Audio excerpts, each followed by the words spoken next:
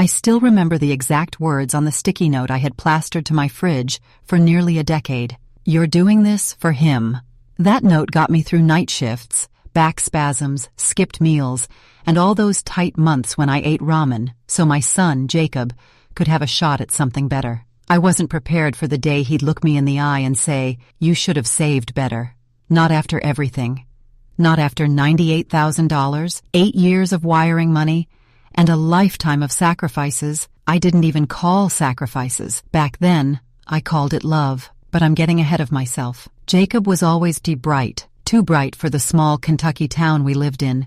Ever since middle school, teachers pulled me aside to whisper, "He's going places, Mrs. Aldridge." I'd nod and smile, hiding the fact that my savings account never had more than $200 in it. His father, Rick, had walked out when Jacob was 8, said he couldn't handle the pressure of fatherhood, like it was a seasonal job he hadn't signed up for. That left me, single mom, receptionist at the local clinic by day, janitorial shifts at the school by night. When Jacob got into Columbia, he didn't even celebrate. He just handed me the letter and said, "I knew I would." I was the one who cried. Pride and terror, all at once. Tuition was $57,208 a year. My entire yearly income, after taxes, was $33,640. He got partial scholarships. Still, the gap was enormous. I remember sitting at the kitchen table with a notebook, calculating numbers like a madwoman.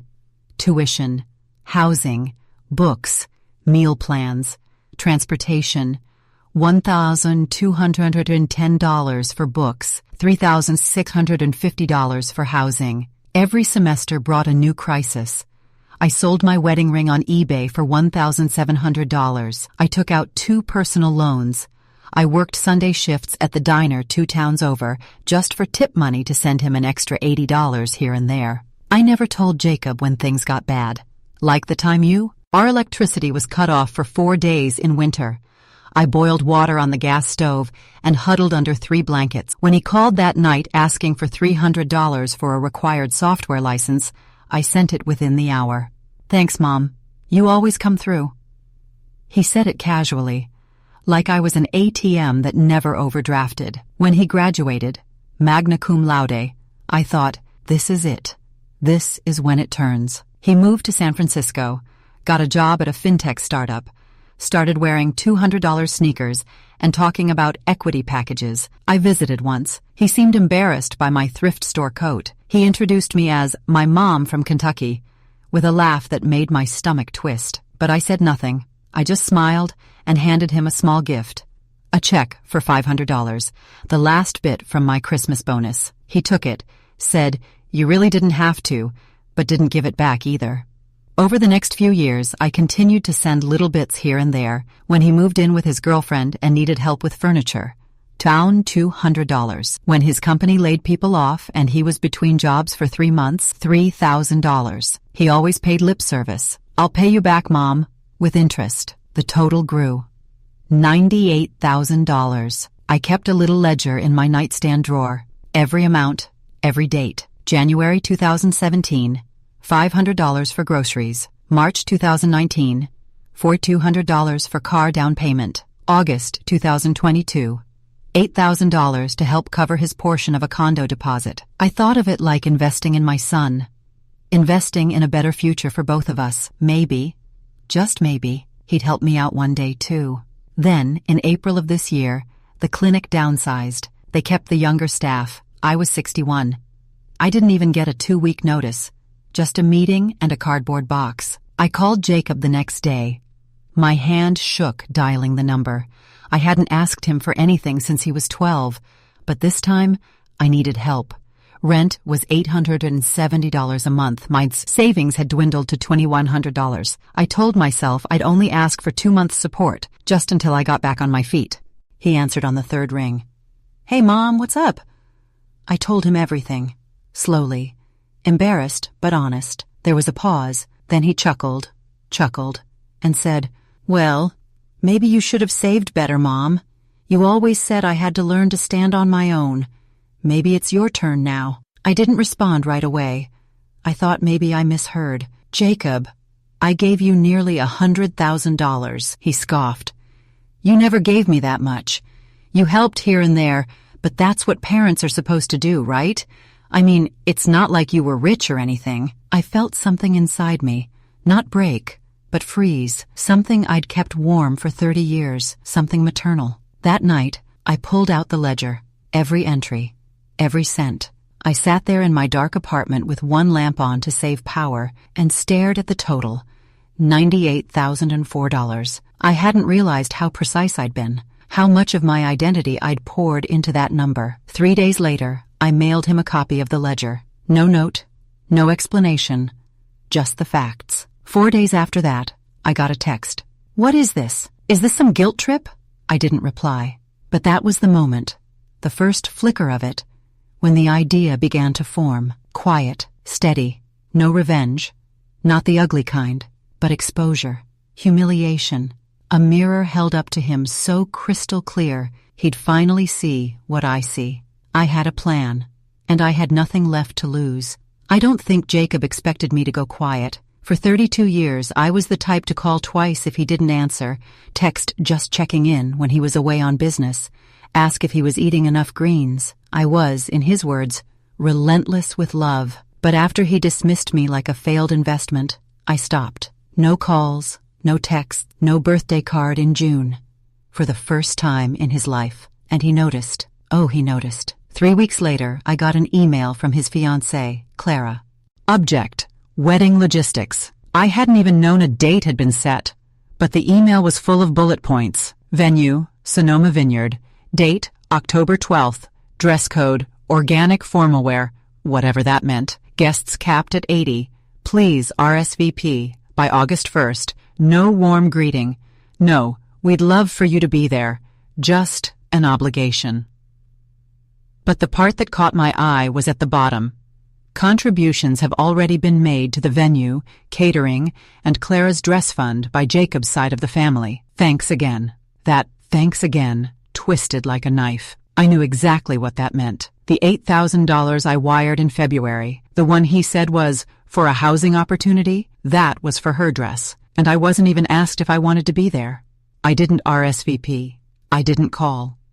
Instead, I pulled out the yellowed envelope I had kept for sentimental reasons, the one with Jacob's acceptance letter to Columbia. Folded inside it was a small photo of the two of us at his high school graduation. He had both arms around me, his smile stretched wide. Mine was tighter.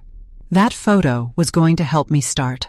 I didn't want revenge in the usual sense. I didn't want to scream or slash tires or sabotage. I wanted clarity. I wanted his curated world, the one where he performed for friends and coworkers, to get a glimpse of who he really was when no one was watching. So I created a new email address, clara/guestservices@protonmail.com, and I sent myself an anonymous message. Then I forwarded it to Clara and BCC'd 20 of their guests whose emails I found in the carbon copy list from her group RSVP form. She hadn't hidden them. Foolish. Subject: important wedding financial clarification. This is a courtesy message from the Clara Jacob wedding team. We wanted to honor the contributions made to this union by Jacob's mother, who has quietly provided nearly $100,000 over the past 8 years to help support Jacob's education, housing, and living expenses, including the most recent $8,000, which covered the bride's custom gown. Though she will not be in attendance, we feel it's important to recognize her as a foundational figure in Jacob's success and our celebration. With love and transparency, Clara Guest Services. I clicked send. Then I turned off my phone and went to sleep. The next morning, I had 14 missed calls and 6 voicemails. 3 were from Jacob, 2 from Clara, 1 from an unknown number that later turned out to be Clara's mother. I didn't listen to the voicemails, but I opened one text from Jacob. "What the hell did you do? Call me." I didn't. 2 days later, I got a knock on my door. It was Jacob. He looked small. Not physically. He was tall like his father, but diminished somehow. Like the weight of being caught in his own reflection was finally pressing on him. "Why would you do that?" he asked. "No hug? No warmth? Why would you take nearly $100,000? I said quietly, and then tell me I should have saved better. He blinked, didn't answer, so I continued. I wanted your guests to know what you built yourself on, the roof you lived under, the food you ate, the car you drove, the job you interviewed for. All of it had me underneath. You embarrassed me in front of Clara's family. No, I corrected. You did that when you erased me from the guest list. He paced my small living room, knocking over a stack of mail. He didn't pick it up. This could ruin things. I hope it does, I said. Calm, quiet, truthful. I didn't hear from him for 2 weeks. Then, Clara called me. Not Jacob, Clara. I didn't know the full story, she began. Her voice was cautious, controlled. I had no idea about the money, or the way he spoke to you. That message you sent. It made me think. She went on to say the wedding was postponed indefinitely. I said nothing, because I knew that wasn't the end. A week later, I received a thick envelope in to mail. Inside was a personal check, made out to me. Amount, $98,400. Memo, repaid. No note, no letter, just the amount. I stared at it for a long time. I didn't cash it. Not yet, because I wanted to see what he'd do next. The next day, my neighbor Sharon invited me over for tea. You'll want to hear this, she said. Apparently, her niece was at the bridal shower last month, the one I wasn't invited to. And word was getting around about the email, about the mother who paid for the wedding but wasn't invited, about the groom who let it happen. People love that kind of gossip, especially when it sounds like a soap opera. Sharon leaned in and whispered, You were right to do what you did. I smiled for the first time in weeks, but it wasn't over, because 2 nights later, I got a knock on my door again, not Jacob, Clara. She stood there, no makeup, wet eyes, holding something in her hands. I need to tell you something, she said. Clara was shivering. Not from the weather. It was still September, still warm and sticky in Kentucky, but from something deeper. Her blouse was half-tucked, one earring missing. She looked like someone who had run out of excuses, then out of time.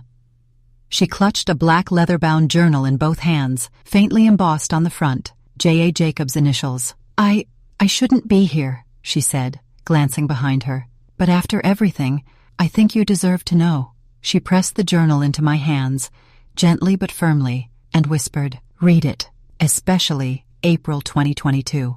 And then she left. I didn't open it right away. I placed it on my kitchen table and stared at it for over an hour. I made tea I didn't drink. I paced the apartment. My hands itched to open the pages, but something in me hesitated. This was Jacob's private world. The thoughts he didn't text, the words he didn't post online with polished captions and emojis. But Clara's face haunted me. Whatever she had read, it had broken something inside her, and I needed to know what it was. I turned to April 2022. The first entry was dated April 9th, the day before I'd sent him that $8,000. I told Mom I needed the money for a condo. I lied.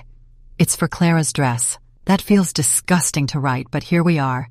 I told myself it didn't matter. She'd help no matter what. She always does. Sometimes I wonder if I even love her. Not Clara. Mom. There's this weight I carry.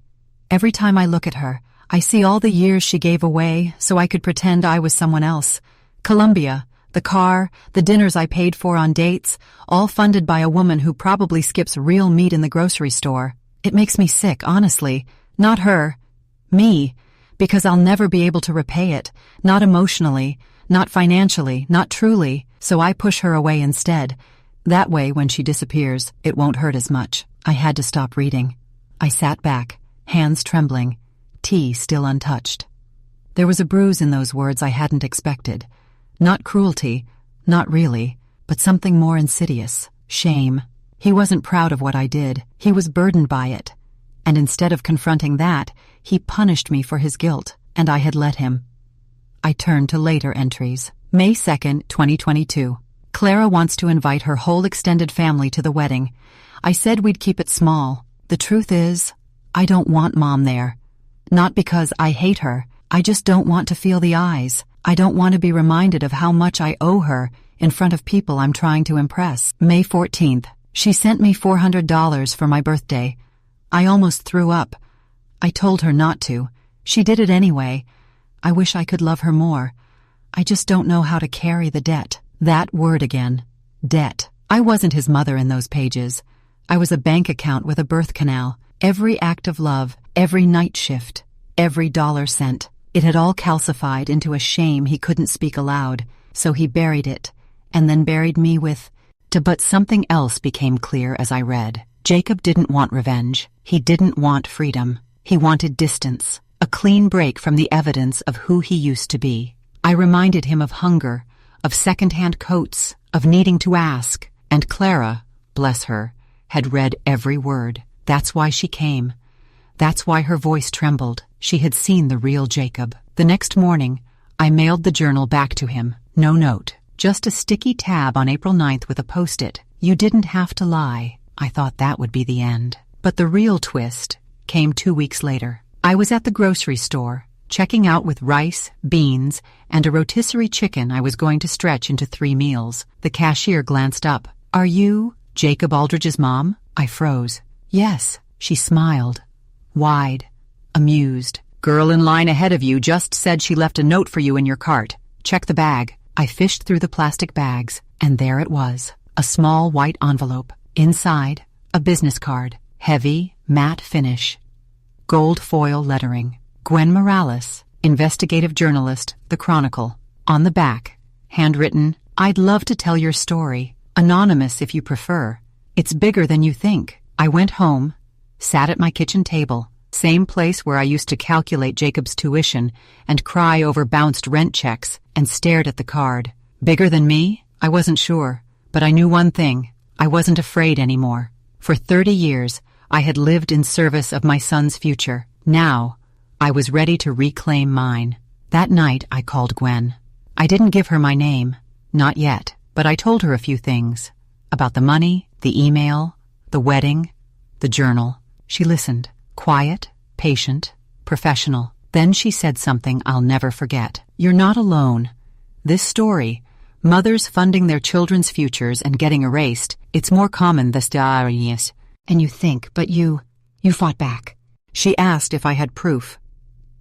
I opened the drawer beside me, took out the ledger I'd kept for 8 years, and smiled. The article went viral in 48 hours. Jacob called me sobbing, but it wasn't guilt, it was fear. What I didn't know was that his company had a morality clause, and the backlash had only just begun. The article was published on a Thursday. I didn't think much would come of it. Gwen had told me she'd soften the edges and keep me anonymous.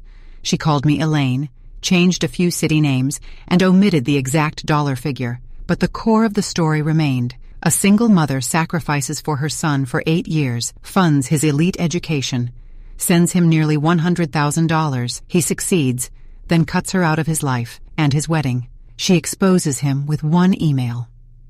The title was sharp enough to slice skin. The ATM Mom, How One Woman Bankrolled Her Son's Future and Got Erased from It. It wasn't even behind a paywall. By Saturday, it had 612,000 shares. I first realized something had shifted when I went to the post office and the woman at the counter handed me my receipt and whispered, "You're not alone. My daughter hasn't spoken to me since I gave her the down payment." That afternoon, I received 3 flower deliveries, all anonymous. One note said, "Thank you for saying what so many of us feel." My phone was off. I didn't want the noise, but I still checked my email. One subject line stood out. "We need to talk. Please." It was from Jacob. I waited 2 days before replying. I didn't want to be cruel, but I did want to be intentional. I wrote, "Jacob, there is no we right now. You made your bed. Now you get to lie in it. Maybe take this time to think about how you treat the people who build your foundation. Mom, no love, no take care, just truth." That night, he called. I let it ring 4 times before answering. He was crying. Guttural, gasping. I sat in silence. "Mom," he choked, "they might fire me." I didn't say anything. He continued, "They found out. The board. Someone sent the article to HR. There's a moral conduct clause in my contract. They said I embarrassed the company. Still, I said nothing. You have to tell them it's exaggerated. Please, I'll send you anything you want.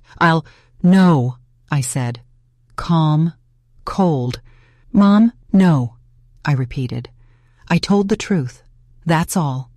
What happens next is between you and your mirror. He went quiet, then hung up. The next morning, I had another email, this one from Clara. He lied to me about you, about everything. I'm sorry I ever helped shut you out. The wedding is off, for real this time. I hope you find peace. Clara, I read it twice, then 3 more times. Not because I needed the apology, but because I finally realized I didn't. 2 weeks passed. The article kept circulating. Gwen emailed to say it had reached over 4.3 million views. I saw spin-off TikToks, Reddit threads, podcasts, people dissecting the idea of parental erasure. Some called me heroic, others called me vindictive. I didn't care. For the first time in years, I felt seen. Then came the severance letter from Jacob's company. Apparently, he'd mutually agreed to step down. I knew what that meant. They offered him a soft exit to avoid public drama. He probably got a payout, but what caught my eye was the final paragraph. In light of recent publicity and contractual obligations, Mr. Aldridge will be forfeiting all equity-related compensation due to the breach of conduct clause. In short, no stock options, no early retirement, no cushioned landing. He didn't just lose his job. He lost everything he'd built his life around because of one thing he never thought would matter: me. I went for a walk that afternoon. There's a bench near the park with a plaque that reads, "In loving memory of mothers who gave everything." I used to hate that bench. It felt like a cruel joke, a monument to martyrdom. But that day, I sat on it with a warm coffee and no regrets. I had finally rewritten the ending to my story. I wasn't a victim. I was a mirror. And Jacob finally saw himself. 3 days later, I got a package. No return address. Inside, the check, $98,004, still uncashed. But this time, there was a note. I understand now. If it helps, I'm sorry. I won't contact you again unless you want me to. Jacob. For the first time in months, I cried. Not because I forgave him. Not yet. Maybe never. But because for once, he wasn't asking. He was just listening. I placed the check in a drawer. Then I called Gwen. "Ready for your real name to go on the story?" she asked. "Not yet," I replied, "but maybe someday." I hung up and went back to my kitchen table. Opened my laptop. Searched for online community college programs in accounting. Tuition, $172 per credit hour. Books, $340 total. Laptop. Upgrade, $800. Total cost for 2-year program, $6,980. I could afford that now. I wasn't going to use Jacob's money, but I would use his lessons. 3 months later, I got a knock on my door. It wasn't Jacob. It was someone else. And what he told me, it made everything unravel all over again. 3 months had passed. Fall had arrived in full swing. Kentucky's trees burned with color. Deep reds, bright oranges, stubborn golds that clung to the branches like they had something left to prove. I liked walking in the mornings now. I was down 10 pounds, off blood pressure medication, and halfway through my online courses. Accounting 101 was tedious, but I liked balancing the numbers. Numbers, at least, didn't lie to you. That's why I knew the balance. It's in my savings account by heart, $9,843,012. Not a fortune, but mine. Earned, rebuilt, steady. Then came the knock. I opened the door expecting to see Sharon from next door. She often dropped off her extra banana bread, which I politely accepted and secretly fed to the squirrels. But it wasn't Sharon. It was a man. Early 40s, tall, slight southern drawl, crisp jacket, sharp shoes, something official in the way he stood. "Are you Mrs. Aldridge?" I tensed. "I am." He gave me a polite, almost somber nod and handed me a manila envelope. "You've been listed as a contact in an ongoing investigation involving your son, Jacob Aldridge." My stomach dropped. I didn't speak, just took the envelope and watched as he turned and walked away. Inside was a single-page letter from a law firm in California. The words blurred a little as I read, but the meaning cut clear. Jacob was being sued. A class action. Apparently, he'd been involved in questionable financial practices at his previous company, something about inflated equity promises to junior employees and internal manipulation of performance data.